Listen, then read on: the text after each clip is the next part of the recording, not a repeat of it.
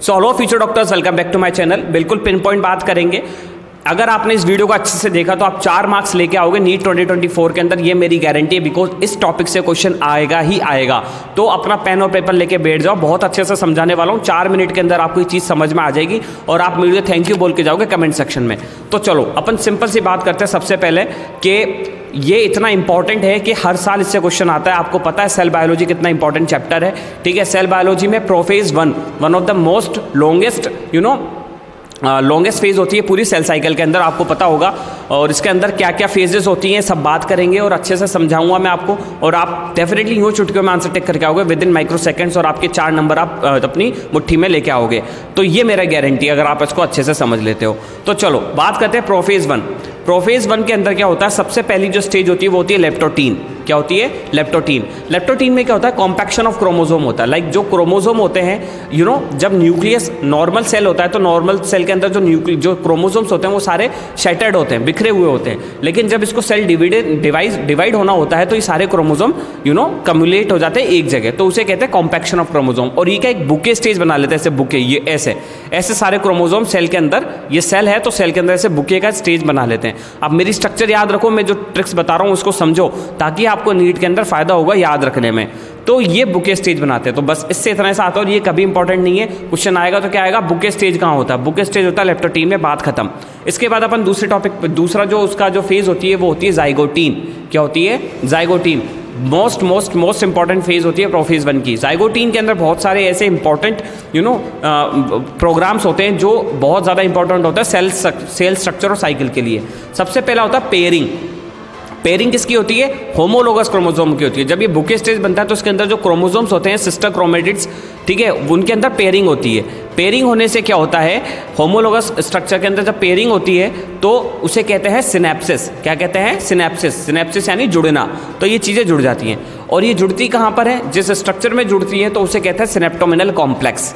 इसे क्या कहते हैं? सिनेप्टोमिनल कॉम्प्लेक्स। और इसके अंदर जुड़ने के बाद ये इनको क्या कहते हैं? बाइवेलेंट। बाइवेलेंट यानी टेट्राड। तो ये 3 चीज़ याद रखना। क्वेश्चन आएगा तो क्या पूछेंगे, टेट्राड कहाँ बना, सिनेप्टोमिनल कॉम्प्लेक्स कहाँ फॉर्मेशन होता है और आपकी सिनेप्सिस कहाँ होती है। तो इसकी ट्रिक है ZST, ऐसे याद कर लो। Z से जाइगोटीन, S से सिनेप्टोमिनल कॉम्प्लेक्स और T से टेट्राड, बस खत्म बात। क्वेश्चन आएगा ZST याद करना, आपको पता रहेगा सिनेप्टोमिनल कॉम्प्लेक्स बनता है जाइगोटीन में और T से याद होगा टेट्राड फॉर्मेशन कहाँ होता है। इसके बाद तीसरी जो फेज आती है वो आती है आपकी पेकाइटीन। पहली होगी लेप्टोटीन, बुके फॉर्मेशन। दूसरी जो अपनी है फेज वो है जाइगोटीन, ZST। जाइगोटीन में Z से याद करना जाइगोटीन, S से याद करना सिनेप्टोमिनल कॉम्प्लेक्स, T से याद करना टेट्राड फॉर्मेशन, बात खत्म। तीसरी आती है पेकाइटीन। पेकाइटीन की ट्रिक है PRT, अभी मैं आपको समझाऊंगा कैसे। तो जो टेट्राड बने थे अब वो बिल्कुल क्लियरली विजिबल होते हैं कहाँ, पेकाइटीन स्ट्रक्चर में, ठीक है। पेकाइटीन स्ट्रक्चर में बिल्कुल क्लियरली विजिबल होते हैं। इसके बाद जो रिकॉम्बिनेशन इसके अंदर प्रोसेस होता है, पेकाइटीन बहुत इंपॉर्टेंट है क्योंकि one of the most important जो फेज होती है जिसके अंदर रिकॉम्बिनेशन होता है, जब जीन्स आपस में जुड़ते हैं और एक नया रिकॉम्बिनेशन स्ट्रेटेजी आती है तो उसे कहते हैं रिकॉम्बिनेशन स्ट्रेटेजी, जिसके अंदर क्रॉसिंग ओवर होता है। और क्रॉसिंग ओवर किसके अंदर होता है? Non sister chromatids of homologous chromosome. ये चीज़ें याद रखनी है आपको, जो मैं बता रहा हूँ वो चीज़ याद रखनी है।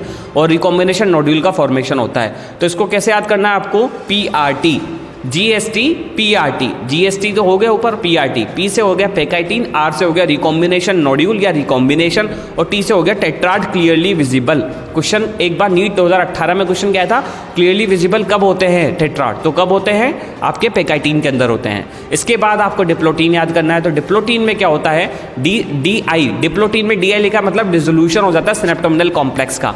सिनेप्टोमिनल कॉम्प्लेक्स डिसॉल्व हो जाता है, काइस्मेटा फॉर्मेशन होती है इसके अंदर, एक्स शेप्ड काइस्मेटा फॉर्मेशन होती है। और एक इंपॉर्टेंट ये चीज़ें हैं कि in oocyte of some vertebrate last for months, और कई oocyte ऐसे होते हैं वर्टिब्रेट के जिसके अंदर ये जो स्टेज होती है डिप्लोटीन वो बहुत मंथ्स तक रहती है। इसके बाद जो लास्ट फेज आता है वो होता है डाइकाइनेसिस। डाइकाइनेसिस में कुछ नहीं होता, टर्मिनेशन हो जाता है काइस्मेटा का, जो काइस्मेटा बना है डिप्लोटीन में वो आपका टर्मिनेट हो जाता है और न्यूक्लियोलस, न्यूक्लियर एनवेलप सब डिसअपेयर हो जाती है, नॉर्मल वापस फेज में आ जाता है। तो ये टोटल पूरी प्रोसेस होती है किसके अंदर, आपकी पूरी प्रोफेज वन के अंदर क्या क्या होती है। एक बार वापस समेशन कर लेते हैं अपन, ठीक है। सबसे पहले क्या होती है, इसकी ट्रिक है GST PRT, ठीक है, ZST PRT, ऐसे याद करना आपको।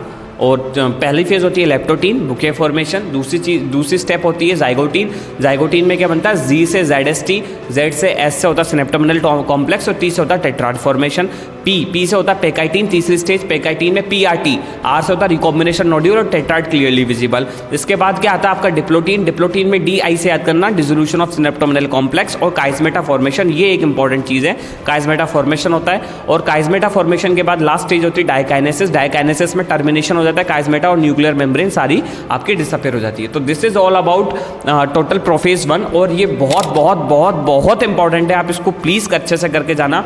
अगर मुझे समझाने में थोड़ा टाइम कम लगा बिकॉज मेरे पास टाइम इतना नहीं है कि मैं आपको अच्छे से समझाऊं, लॉन्ग वीडियो बन जाएगी, इसीलिए आप चाहो तो इसे यूट्यूब पे देख के जाओ, पर इसे जरूर देख के जाना बिकॉज इससे क्वेश्चन आने वाला है और आप ये चुटकी में सही करके आओगे अगर आपने अच्छे से रिवाइज करके गए तो। ठीक है, तो thank you so much for watching this video. If you have any doubt or query you can ask me on my Instagram ID @medicopathan.